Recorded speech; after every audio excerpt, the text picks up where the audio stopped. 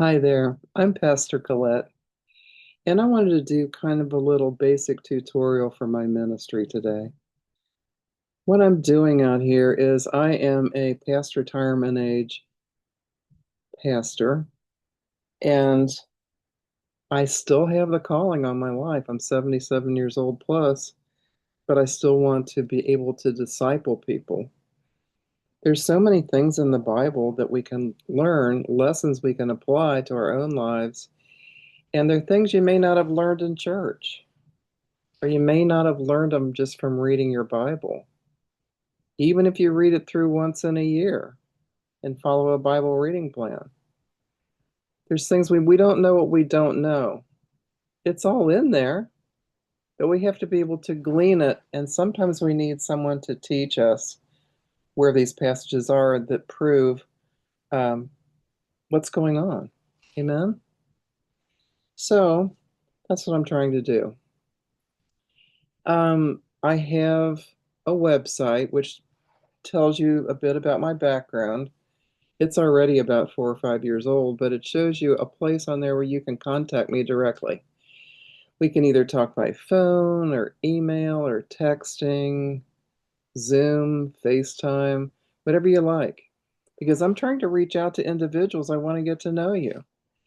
And if there's something I can do as far as ministry with you, praying or anything, counseling, I'll be glad to do it. So here I am out here. I'm in Cincinnati, Ohio. And I also have this YouTube channel, which I'm speaking on right now. It's called Pastor Colette Stringfield-Rhodes. That's the channel that you do a search for. And weekly, for the past 4 years, we have been doing classes, which I think you can glean some good from. But the main way to use them is to read the book we're reading. I announce every week what book we're on, what chapter we're on, and we do usually a chapter a week, which is a lot. But still, I think you can, though it's not at beginner's level, it's meaty. I think you can still get a lot out of it listening to believers talking at the level where we're working. I think it's much more fun to do that than to start out like your baby's in the nursery and teach you the beginning parts. Those will come through though. And before I get off this recording, I'm going to try to show you how you can meet Jesus Christ yourself if you don't know him. So, anyway, what I do is we work on a book. Actually, my website has a list of the reading books, and we've added more since I've done that.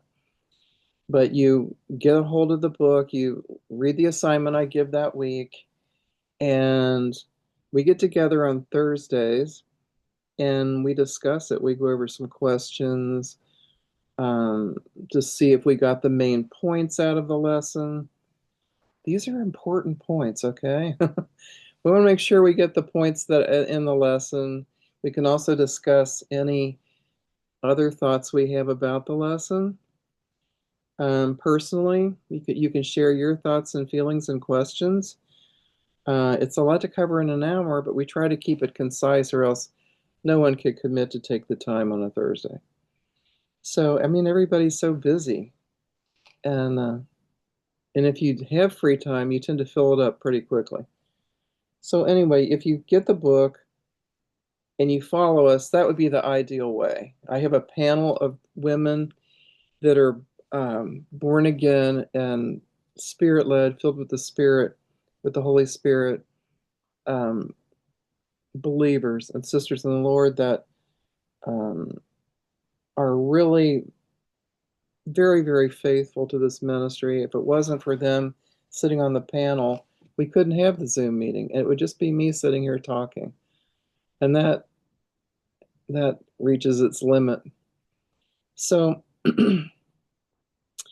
sometimes if you haven't done the reading and you're not working on the same book where we are, it may be hard for you to follow some of the things in the video, but I listen to them.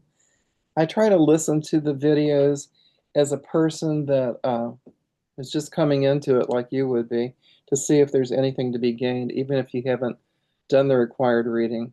and you're not on the same page we are. And I still think there's a lot to learn. A lot of little things come up, the nuances that I've learned over all these years in the gospel. So I want you to avail yourself of that. And also, if you decide to read one of the books we're working on, you can go back 4 years to another book. Every chapter is got a video on it on my YouTube channel. And you can learn, you can do the chapter video that goes with the chapter you're reading, and it's fun to listen to other people's perspectives. Amen. Okay, so that's how you can do. I also make videos like this where I'm just talking. And like I said, that's a good way to share my heart and important things the Lord's laid on my heart that I want to be sure that everyone that I could get across. But you see all these class videos on there and some shorts now. I've started to make shorts on YouTube, which are really clips out of the classes. Those are really to go along with book studies. Okay, so that hopefully that clears that up. But I also wanted to talk to you about if you don't know the Lord personally, I don't care what church you go to, what church you were brought up in, you need to know him. You need to have a relationship with him. He's with you. He said he'd never leave you nor forsake you. Amen. That's so important to know. He's with you, even if you don't know it. All right, so let's see. We're going to need some glasses on this. I want to talk to you about getting to know him. First of all, I can lead you in a prayer called the Sinner's Prayer. I'm sorry, my nose itches. Uh, I can lead you in a prayer, but he will come to you personally. Oftentimes, before we've ever done any kind of a sinner's prayer, he's been coming to you personally, maybe your whole life, and you just haven't really recognized him. And you haven't let him in, and you haven't created a relationship together. But he will come either before you do this prayer of commitment or after. And he will reveal himself to you in a personal way. That's how it worked for me. He came to me, he was undeniable. And I was not a Bible thumper, and I wasn't even from a family that was at the time when I got received him. So I want you to know he's going to come to you in a personal way, and he will make himself so real.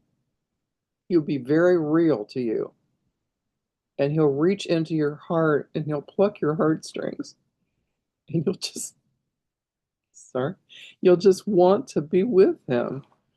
You'll want to commit to him and to serve him. Now, Nicodemus was a Pharisee that came to Jesus by night because he was afraid and embarrassed to go to Jesus Christ and to find out what he needed to do. He was pricked in his heart. He needed to do something. And Jesus said, you must be born again in order to see the kingdom of heaven. You need to be born of the water, that's the natural birth coming out of the mother, and of the Spirit, so that you can see the kingdom of God. And that was in John 3:3, that story. 1 Corinthians 2:14 says, the natural man doesn't accept the things of the Spirit of God because they are spiritually discerned. So therefore, if you can't see the kingdom of heaven without being born again, you can't really see beyond the veil very far. You can see him enough to get an impression that he's trying to reach you and that he loves you. But all these other things that are part of the kingdom of God, you can't see unless you're born again. So you need to get born again. All right? Whether you do it with me right now or you do it on your own time, I'm all good with that. Take your time. But remember, we're not promised tomorrow, and we are living in the last of the last days. Jesus is going to come back for his church. Okay. Revelations 3:20. Here's a couple good ones for you. He stands at the door and knocks. If anyone, I stand at the door and knock, he said. If anyone hears my voice and opens the door, I will come in and sup with him. And that's referring to breaking bread, which equals fellowship in the kingdom of God. Romans 10:9. This is one from the epistles of Paul. If you confess with your mouth and believe in your heart that Jesus is Lord and that God raised him from the dead, you shall be saved. Those are the things you need to do: believe and confess. So after you pray the sinner's prayer with me, I want you to get a hold of me on my website and tell me, okay? I want you to confess. So um, let's go ahead and do this, okay? You need to believe that Jesus is the Son of God. Do you believe that? That's a prerequisite to doing this prayer. You need to believe that he died to pay for your sins and that he was raised from the dead for your justification, to get you back in right standing with God and to give you new life so that you could be born again. Amen. If you believe those things and you want to receive him, pray this prayer with me. Dear Heavenly Father, I want you to be my Father. I want to be your child, and I want to be in your family. I accept Jesus Christ as my Lord, my Messiah, my Savior, and I thank him for dying for my sins. Father, I'm sorry for my sins, and I want to be born again by your Spirit right now. And then I want to also receive the infilling of the Holy Spirit so that I can be a witness for you. Lord, lead me to a place where I can have water baptism and where I can find fellowship with like-minded believers around your word. Thank you, Lord, for saving me. In Jesus' name I pray. Amen. Okay, praise God. The angels are rejoicing if you did that, because another soul has come into the kingdom. Um, so seek a place of water baptism as soon as you can. Be sure that you're filled with the Holy Ghost, because you're going to be able to have a prayer language, and you're going to be able to participate in the gifts of the Spirit, which are all part of the supernatural. When you begin to speak with other tongues, it opens the gateway to the supernatural part of Christianity. You may have been in church all your life and had glimpses of the supernatural, but you want the floodgates to be open so that you can live in the supernatural provisions that the Lord has for you. Also, get a Bible. I use the old King James Authorized Version because I was basically taught in it back when I went to Bible school. That was the thing to use. But now there's the New King James Version, which is more friendly. It doesn't have so many ifs and off and odd wording in it. Thou, thee, and thou. It's taken all that out. Or you can use the NIV, which is the New International Version, which is in everyday English. Or whatever your language is, find a Bible that you can read. And yeah, so also find a pastor, find a church you like, or a mentor in a small group of some kind. So you need to have fellowship. It's not just a matter of ticking the boxes that you went to church on Sunday. And you can do a lot of fellowship like we do in my group. After we do our class, we always have a short meeting and we lift up one another's prayers, and we take praise reports and we share testimonies. You need that in the body of Christ. You can't go it alone or you won't be able to make it very well. So, as far as the baptism thing, let me get back on that. Um, you need to do that as a newborn believer, even if you were baptized or sprinkled when you were an infant. That's different. That's christening.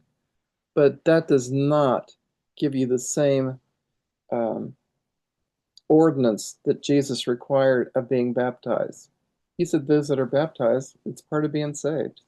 So find a place. If you can't find a church that'll do it, have a friend do it in the lake or in your bathtub. I've done it before. The Holy Spirit's there to witness it, and it definitely gets the job done. May not be as ideal as you'd like it to be, though, but it can be done. So that's it for today. I hope that helps to explain what I'm trying to do, what I am doing, what the Lord's leading me to do, what He's called me to do. I love you all, and I just praise the Lord today. If any of you have received Christ, amen. Bye.